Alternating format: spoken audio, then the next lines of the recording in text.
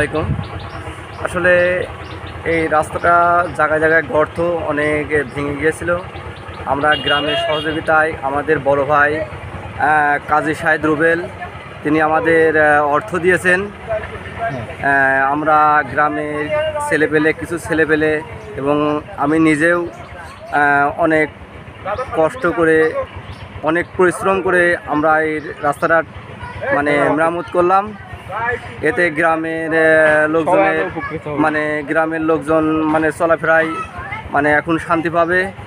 গ্রামে যারা এখানে রাস্তা দিয়ে যারা যাতায়াত করে, অনেক লোক এই রাস্তা দিয়ে যাতায়াত করে, তারা একটু শান্তি পাবে।